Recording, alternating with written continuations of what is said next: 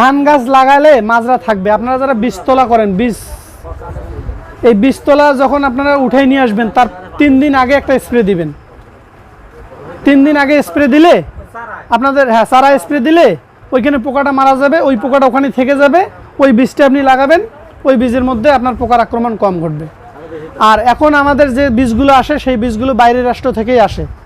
এই বাইরের রাষ্ট্র থেকে যখন বীজগুলো আমাদের দেশে আসে ওরা একটা শোধন করে দেয়, কথা বুঝে যাবেন, ওরা বীজটা শোধন করে পাঠায় দেয়।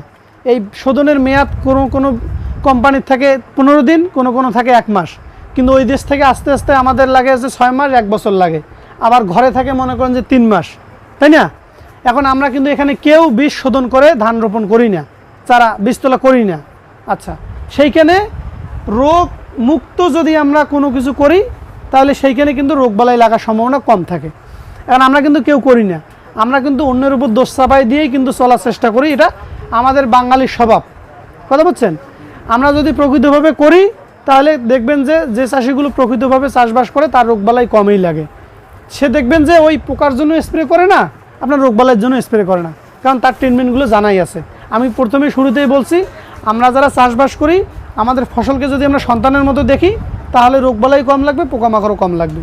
আমরা ওই লাগাই দিয়ে আসছি, দেখা যাচ্ছে যে একটা ভুল হয়ে গেছে, ওইটার জন্য দোকানদার কাছে আসতেছি, দোকানদার একটা জিনিস দিয়ে দিচ্ছে, ওইটা আবার ব্যবহার করতেছি, আবার কাজ নাহলে আবার দিচ্ছি, এইভাবে কিন্তু আমাদের চলে যাচ্ছে।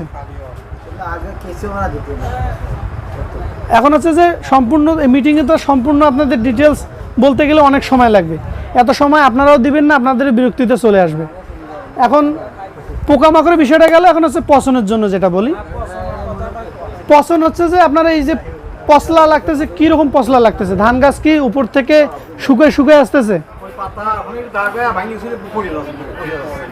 পচনের কিন্তু পচনের কিন্তু 2 ধরনের, একটা আছে খোল পচা রোগ, বুঝছেন?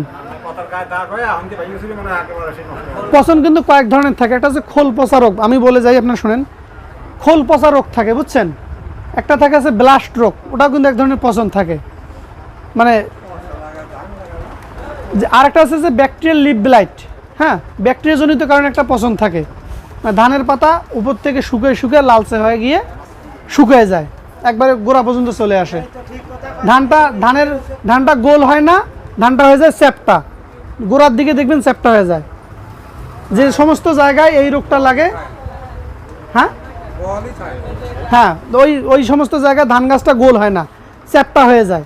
এটাও কিন্তু একটা রোগ, এটা হচ্ছে আপনার হচ্ছে ব্যাকটেরিয়াজনিত কারণে একটা রোগ লাগে, বুঝছেন?